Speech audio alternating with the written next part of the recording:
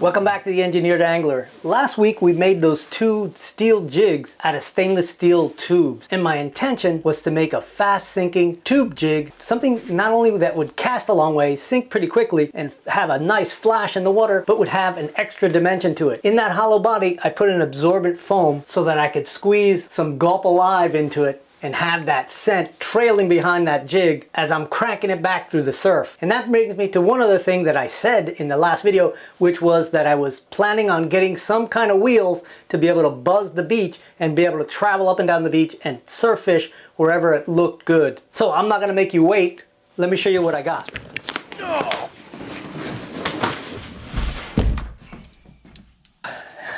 I got an e-bike. Can you believe it? I got an e-bike from Hovsco. Not sure if that's a stallion or a unicorn. Anyway, these things are pretty impressive. I'll get to the specs after we get this thing opened up. But before we open up that box and we talk about the specs on that bicycle, let's talk a little more about the tackle I want to carry, because those two jigs aren't going to be enough. Now I do have some other lures that I plan to take with me, but I want to make one more lure out of clear resin. I'm going to cast another one of my fatter belly lures, but I'm going to cast it out of the clear cast. The idea is that the clear cast is really heavy already, and I certainly don't want to put any micro balloons in it. I will put some weight in the head for a little more of a head down sinking motion, and I want to put something on the inside of that casting that has some flash. I'm thinking this holographic tape. This ought to be fun. And if this is your first time to the channel, my name's Franco. I'm a professional engineer, a lure designer and lure maker, and an avid fisherman. And I make these videos so that I can share some of the things I've learned, some of the things I've come up with, and add a little bit of physics and engineering to the art of lure making and fishing. First, we'll need a wire harness for the inside of the lure. I like using this 174-pound leader wire. I need to cut it off at about 7.5 inches. And I'll use my twist tech tool to set up that first eye, and that'll be the nose eye. I change over to my jig. This is a custom jig for this lure exactly, and it only takes 3 bends on this one. It's an easy one. If you want to see how I made this tool, I'll leave a link in the description for a video where I did it. Once I get the last bend in, I just need to kink the tail so that I can mark where the tail eye will go. There you can see the kink. We'll switch back to the twist tech tool, and I'll twist that eye in right where I put that kink. And that's the finished product. Got it. And we just need to dry fit this thing. Make sure it fits. Sometimes it needs a little tweaking. This one looks like it fits perfect. Alright, now let's find a way to get some holographic tape on that wiring harness so we can have it on the inside of the lure. Alright, so I'm going to cut a piece off the roll that's twice the length of the lure, or thereabouts.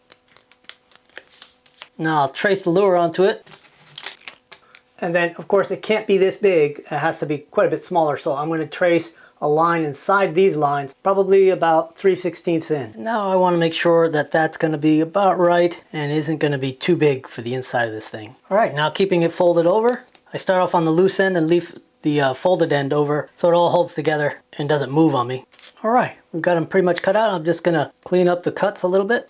Alright, so we end up with a left and a right side, and then I'll stick it on here while it's sitting on the mold so that I can make sure I have it aligned right. And that looks just about perfect. And now I can put the other side on, try to align it as perfectly as I can. If I get a little off, I can always trim a little bit. Alright, that's pretty close. Got a little bit of overhang on the outside, but that's easy enough to trim off. Alright, that looks pretty good. Let's do a little bit of highlight painting before we put it in the mold. Alright, I'm going to take a little bit of black and just give it a little bit of a halo on top.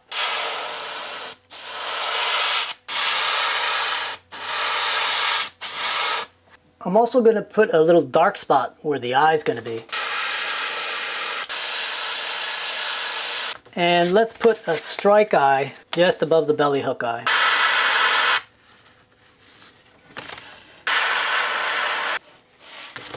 Alright, now we'll put a little bit of red right down here at the chin.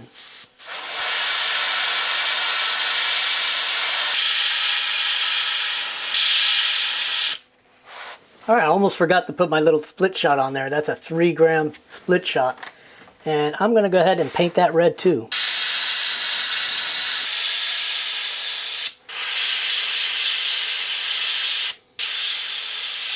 So maybe it'll look a little bit like fish guts. We'll see. Let's close this thing up.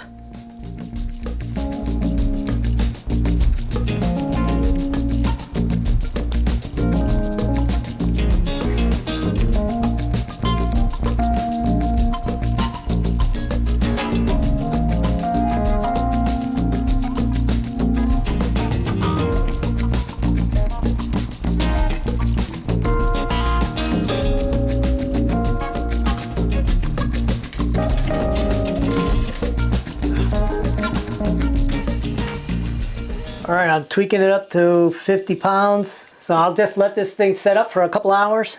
And in the meantime, let's go open that box.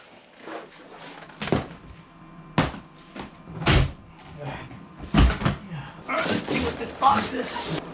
This looks like a charger transformer. Oh, a kickstand. Some hardware and tools. All right, I'll set this aside. All right, not really sure how to pull this apart. There should be instructions on how to get to the instructions. Check out these tires. Big old knobbies on them. I'm a little concerned about the weight, but we'll find out in a minute. And this is the handlebars. I think I'm just gonna have to rip this box completely open.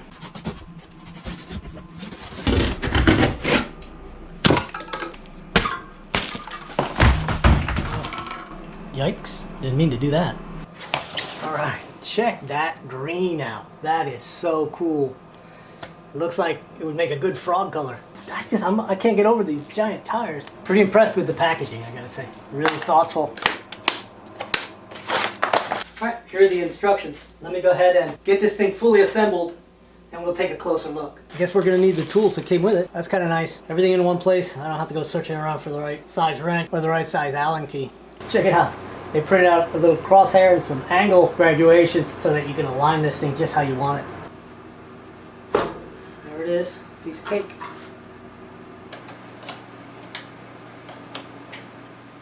So before we get into like the specs, take a look at this thing. It's a beast. I mean, this thing is like a Humvee more than a bicycle. The frame is like super hefty. Take a look at this thing. I mean, it's got a really nice finish, nice glossy. It's all aluminum. This thing's just solid aluminum. And it looks like the frame from the very front all the way back here where it connects to the back fork, all that is one single casting. Pretty cool, because the welding starts here. You can see right there, and they're really clean welds. They look really good and finished nice. You can see down here, even in tight areas, up in here. I mean, it looks to be built really robust. I love this chain fence on the sprocket. It doesn't allow the chain to fall off. And this chain appears to be coated in something. It looks like it's galvanized. I've never seen a galvanized bike chain before. And the gears are Shimano gears and Shimano derailleur. And it's got a really good tough derailleur guard. The fenders are complete from there all the way back, well past the high spot, so you don't get that mud line up the back. The seat is nice and wide. It's hard. I would have preferred a softer seat and maybe a seat with some suspension, but it's certainly a nice seat. And it's easily adjustable. It's just got a little cam that you can raise it and lower it. When I first saw these handlebars, I thought, man, these things are going to be way too low. But actually, when you sit on it, they're set up just right. It's got a nice shock absorber in the front fork, and it's adjustable. And it has like 3 or 4 inches of throw, which is pretty amazing. Gear shifting is right here, just like a typical bicycle. The brakes are pretty unique. You've got these 7-inch discs and actually hydraulic caliper. Pretty awesome. The bike powers on with just a push of this button. You just push it and hold it, and the console comes on. It gives you trip distance, your actual current speed, and this is the percent of pedal assist you get, the PAS. And you can go from 0 all the way to a level 5, which at a level 5, really you just barely touch the pedals and this thing starts going. The battery is right here. This whole cavity is filled with battery. And the nice thing is that this thing is actually a Samsung battery, 48 volt and 960 watt hour. That means that it'll push this bike just under power, no pedaling, for at least 60 miles. And the literature says they tested that in windy and hilly conditions. So I imagine someone light like me in Florida on flat ground can get quite a few more miles. And it comes out real easy. There's a key lock so nobody can steal your battery. You unlock, and then you rotate that little knob and it pops right out. It's got a nice headlight that has a very tight beam that shines down so you're not glaring out the people coming at you. And a basic battery powered taillight that actually will come unclipped from its mount, so you can clip it onto your hat or your belt or a backpack. Comes with a 54 volt charger that just plugs into your wall and then just plugs into here, and it charges pretty quickly because I've already charged it in just a couple hours. All right, so there's one more thing, kind of a critical piece of information for me, and that is how much does this thing weigh? So to find that out, we're gonna hoist it up on this little crane scale.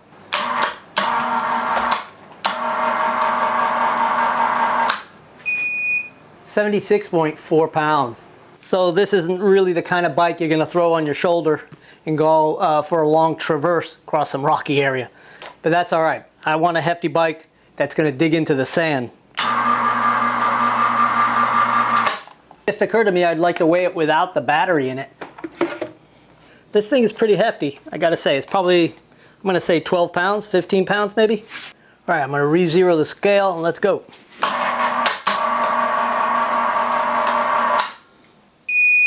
65.4 pounds.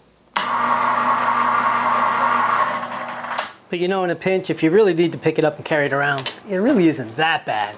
I mean, I just wouldn't want to have to carry this thing anywhere very far or for very long. But the extra 11 pounds of battery makes a difference when you go to pick it up. I guarantee you that. But here's a really cool feature of this battery, and you might have noticed that big white stripe, but this thing actually has a light strip on it, and it's bright enough to like light up a room. So this thing will light up a room and probably last for a long time, because that's a lot of battery power. And it's got 3 settings, pretty cool. Plus strobe, which I just never get why anybody wants a strobe. I guess if you want a dance party after you get off your bike, I don't know. And the battery just clips right back in. And of course, it's that much heavier. Definitely feel that 11 pounds. All right, it's time for a test ride. I'm a little nervous because I've never ridden a electric bike. I've been on motorcycles, but I haven't been on a bicycle in like 25 years. So, but you know what they say? You never forget how to fall off a bicycle. I think that's what they say. I'm gonna get out of these flip-flops, put on some shoes, and we'll get out there.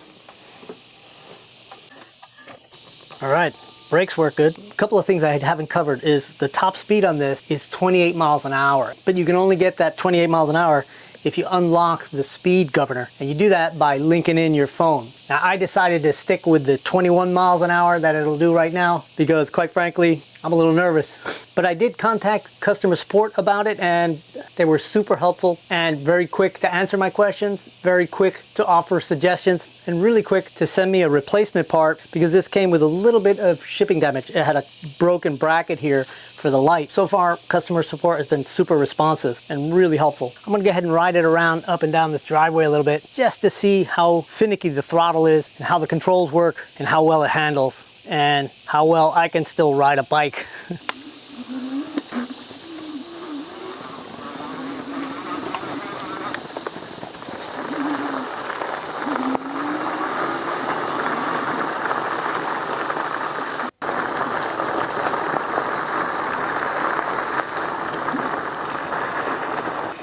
All right, one thing I can tell you right now, the throttle is pretty responsive. It's a little bit quicker than I really am comfortable with right now. And actually what I'm finding is that it's better to throttle up with the pedals because it's got a pedal assist feature, and it senses the torque that you're putting on it with your feet and then takes over for you. And so you get this nice gradual increase in speed, and then you can hit the throttle and go as fast as you want. Yeah, you can just lightly pedal and it'll go. And if you pedal a little harder, it takes off. And then you can haul ass.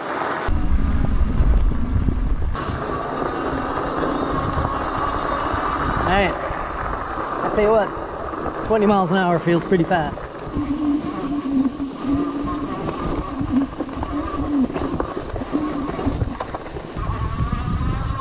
Oh.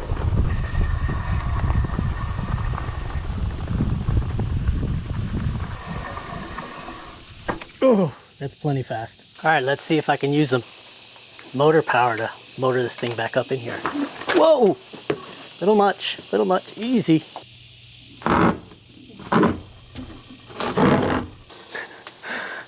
Yeah, it's got some torque. Woo. All right, next thing we got to do is turn it into an expedition bike. I ordered the rack for the back and the rack for the front so we can carry a cooler, tackle, maybe a little bait bucket, and we got to come up with a way to put these 2 rod holders back here so I can carry rods. But we'll do all that when we're about to use this thing on the beach in another episode. For now, let's get back to that lure, get it finished, and take it to the lake so we can see what it looks like underwater. All right, let's see what this looks like. Oh, looks pretty nice. Oh, one bad thing. I was just a little bit short with the resin mix. I didn't quite put in enough. You can see that it's just a little bit short of full, maybe an 1/8 inch short. But look what happens if it's not full. The exposure to the air makes it go opaque. See that? That's not gonna bother me because I'm gonna paint the top black anyway, and I'll be able to fill this with a little bit of UV clear resin. But that looks really good. It has like a really ghostly look. And once we're all done and it's clear coated, it's gonna look much better. So you see the surface looks pretty good, but if you listen, you can hear that I'm actually hitting some rough spot with my fingernails. And that just goes to show you, if you don't want to have to clear coat it afterwards, your mold has to be absolutely perfect, and it has to be a glossy perfection on the inside.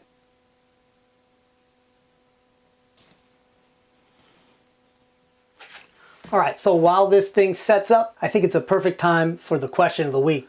So this week's question isn't really from one of you subscribers. It actually was a question asked of me in a podcast I was asked to be on. It's a podcast called Made to Cast. And I had a really good time answering the questions and just in general talking about lures. And I'll put links to that podcast in the description. Not so much so you can listen to me, but because he also has interviewed like some of the bigger YouTube lure making channels. Anyway, the host, Brent Hashimoto, asked me if there was still some specific style of bait that gave me a lot of trouble. Something that was a real challenge that I was having trouble, or have always had trouble trying to get to work. And after hearing my answer, it was kind of a generalized answer. I basically said that when I run into an issue making a specific kind of lure, I become hyper-focused and just do experiment after experiment after experiment until I have a really good confidence in making that lure. Now, that's all true, but it's also true that I still have issues making specific lures. My most challenging lures really to get a consistent action that I like are big but shallow running crankbaits. Smaller lipless crankbaits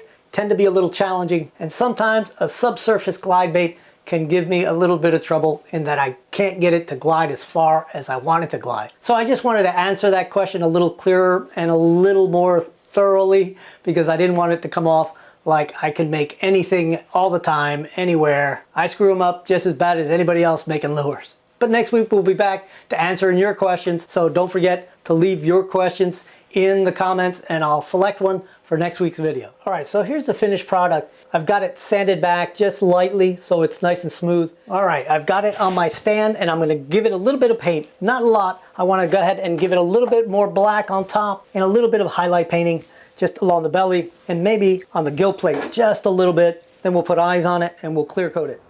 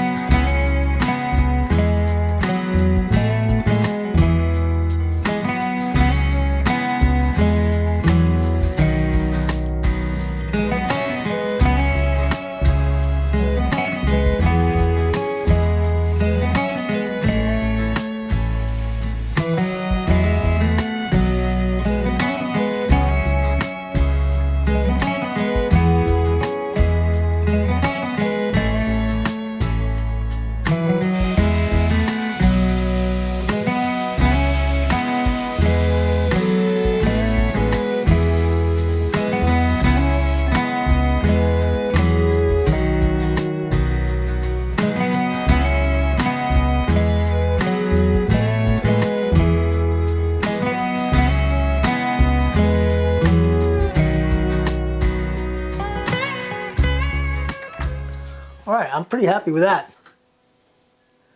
It looks kind of dull right now, but when I put the clear coat on it, I think it's gonna really change. So as always, I'll seal the paint with some Minwax polyacrylic. And because I get a lot of questions, all this is like, you can think of it as a clear primer. It seals the paint and allows the clear coat to stick to it really cleanly, and you end up with a very, very nice finish at the end. Well, I clear coated it off camera and left it in the chamber to set for 2 hours. All right, let's see how that clear coat came out with that multi-layer paint job. Oh man, this really looks good. Look at that.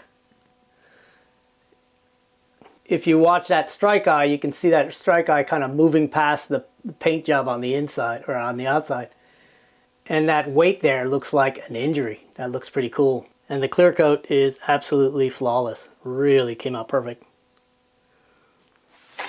All right, so as usual, I'm gonna take this thing, put hooks on it, and take it over to the big lake where there's clearer water than my lake, and we'll get some underwater shots, and I'll get some nice photographs in the sunlight so you can see really how nice this thing really looks. All right, I'll see you on the lake. All right, we're out at the lake, and I have to say, I took some photographs of this thing, but the camera really doesn't do it justice. All right, I'm a little disappointed with the water clarity. It doesn't look so good, but we're gonna give it a shot, see what it looks like, and maybe we'll spend a little bit of time out here trying to fish it. All right, let's see what it looks like as it's dropping through the water. Oh, wow. Look at that wobble. Holy cow. You know what I did? I absentmindedly put the weight back where I always put it on this type of lure, and I forgot I wanted to put it way at the head to make it drop head first. But you know what? That looks amazing. I really like that, especially with the flash from the tape. Really cool.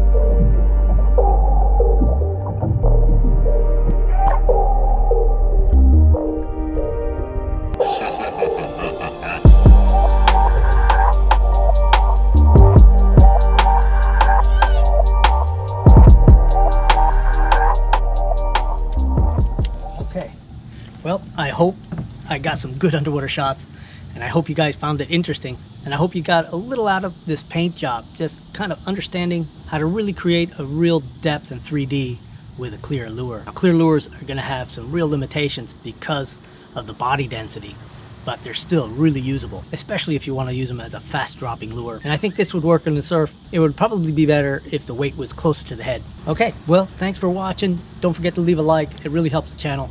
And subscribe and share this stuff with your friends. If you got a fishing buddy that doesn't know about the channel, clue them in and let them know there's something to learn. All right, I'll see you guys next Friday.